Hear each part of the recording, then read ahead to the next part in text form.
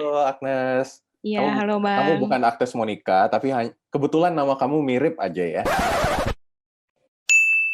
Kembali lagi di Cubits, curhat berbayar tapi gratis. Kali ini gue sudah bersama seorang perempuan, sebut saja dia namanya Agnes Monica. Halo Agnes, bukan nama sebenarnya. Halo Bang John. Halo Agnes, Iya, halo kamu Bang. bukan Agnes Monica, tapi kebetulan nama kamu mirip aja ya.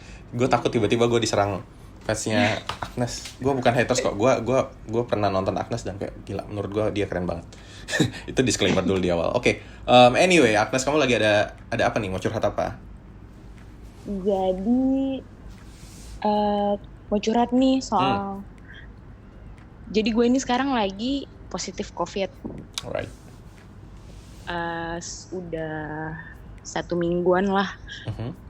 Oke lah, gue mau cerita gimana COVID ini ngerusak planning gue. Maksudnya dalam artian secara finansial ya.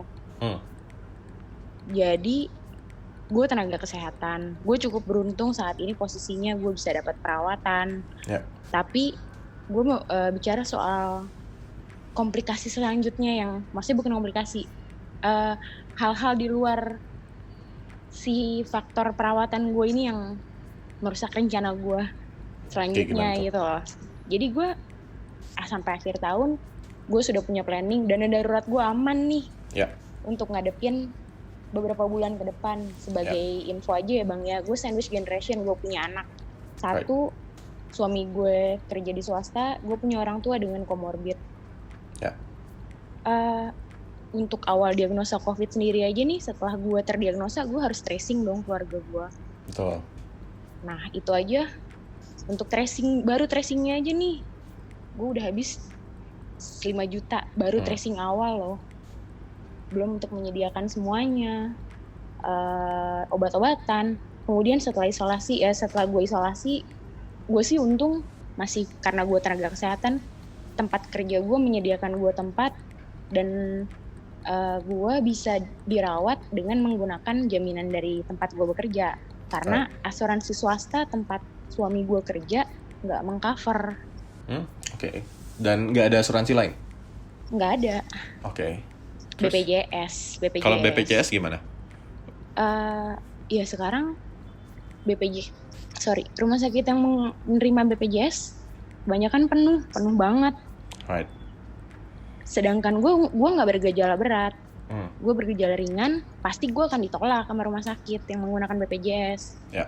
Karena pasti diutamakan yang sedang ke berat gejalanya. Gue akan disuruh isolasi mandiri di rumah. Sedangkan rumah gue nggak memungkinkan untuk isolasi mandiri. Yep. Apalagi gue punya anak kecil dengan orang tua yang komorbid. Ya.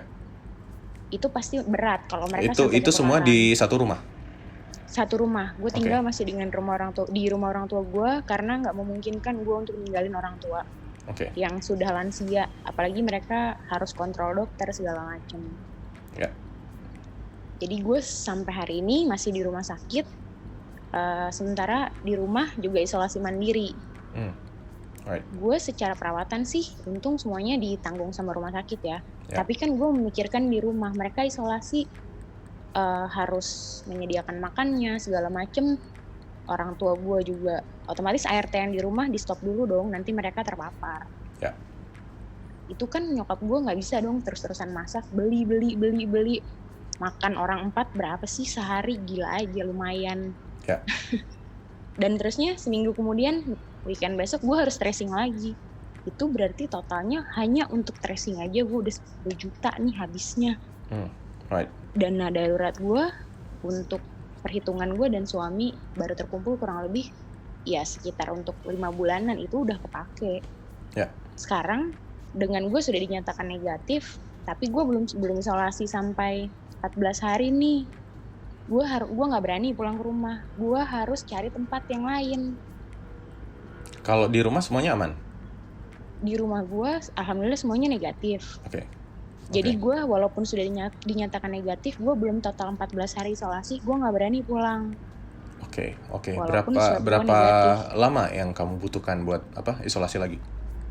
Sekarang masih 7 hari lagi. Oke, jadi seminggu lagi gue ya. dari tadi lagi searching kayak semacam kos-kosan yang bisa semingguan kayak gitu. Ya.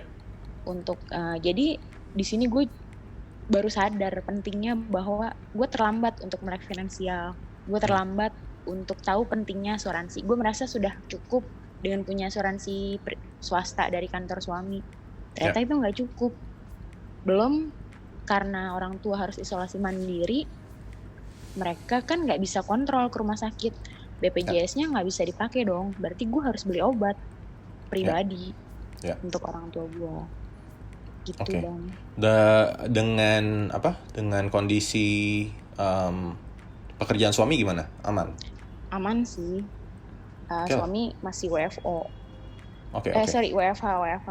Sekarang tapi semua WFH. Penghasilan nggak terancam juga kan? Enggak sih, tapi kan memang secara umum penghasilan kami berdua totalnya ya untuk kebutuhan rumah semua. Ya. Gitu. Ya nggak apa-apa lah. In a way, it's not the best condition, betul. Tapi bisa jadi lebih buruk.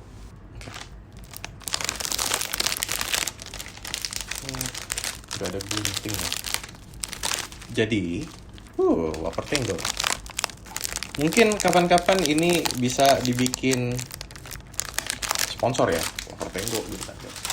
Sini bisa ada ruang buat sponsor, jadi kayak sambil gua ngobrol gitu kan, mungkin kalau ada teman-teman dari brand yang pengen product placement di situ kan, sini itu kan masih kelihatan bisa lah kan.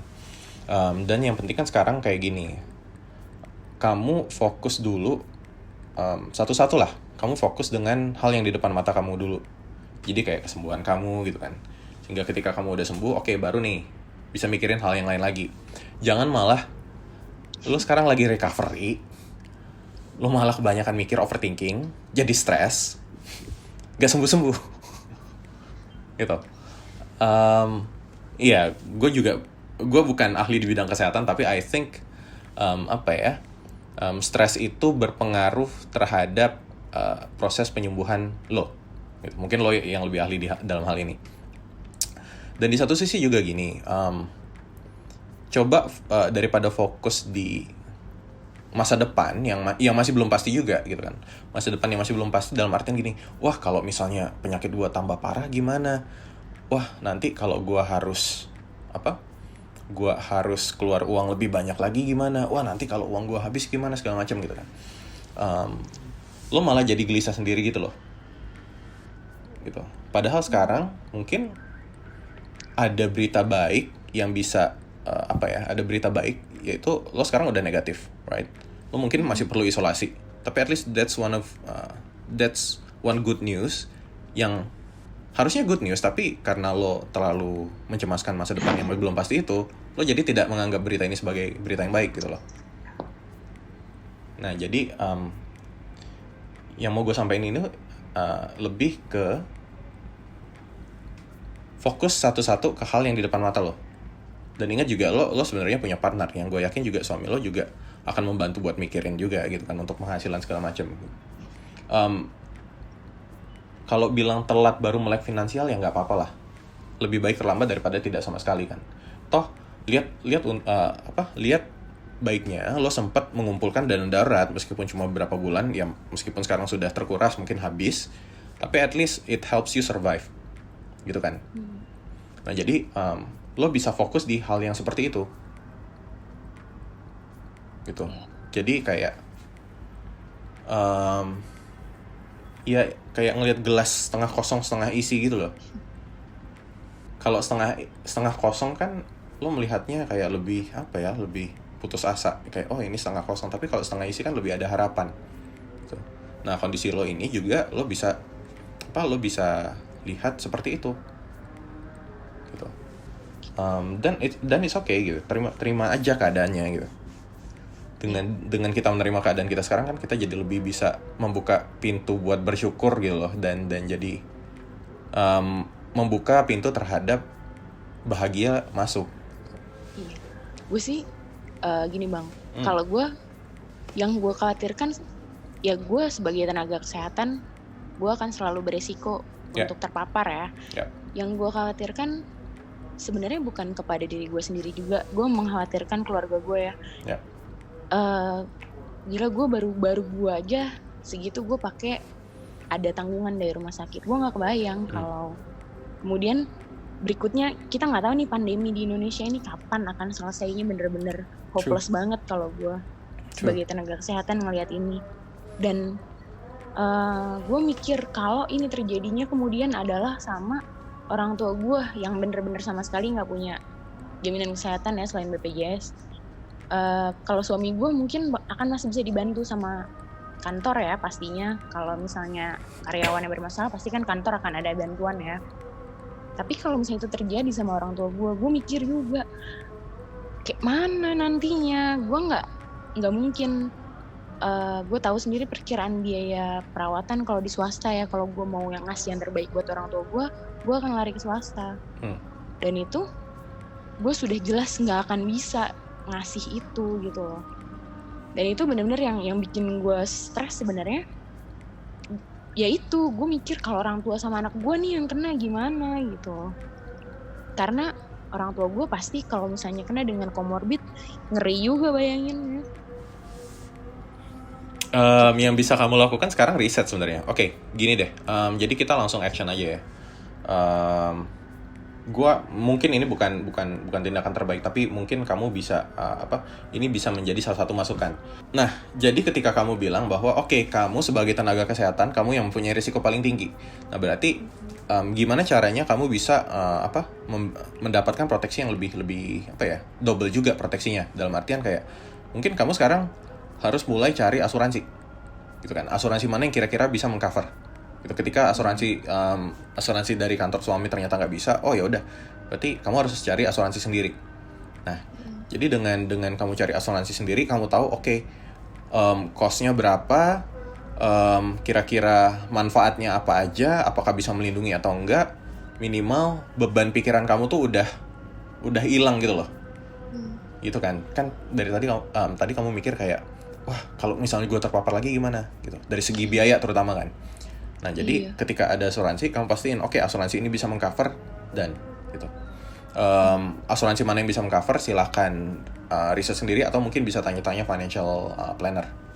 Nah, terus juga kalau misalnya orang tua, kalau misalnya anak gua, mungkin juga mereka juga butuh asuransi. Nah, ini kan menjadi pertanyaannya, asuransinya biayanya berapa, preminya berapa, dan manfaatnya gimana. Kalau anak mungkin bisa bisa lebih mudah lah, tapi kalau orang tua mungkin nah ini jadi tricky. Mungkin biayanya akan lebih mahal. Kalau misalnya memang wah ternyata biayanya mahal banget, gue nggak bisa, yaudah apa boleh buat, berarti kamu akan beralih ke BPJS. Ketika misalnya ke BPJS, nah udah kamu berarti kan kamu mulai nandain tuh kira-kira rumah sakit apa yang bisa atau nggak bisa gitu, yang lebih kosong gitu, yang strategis, yang bisa langsung kamu datengin dan seterusnya gitu.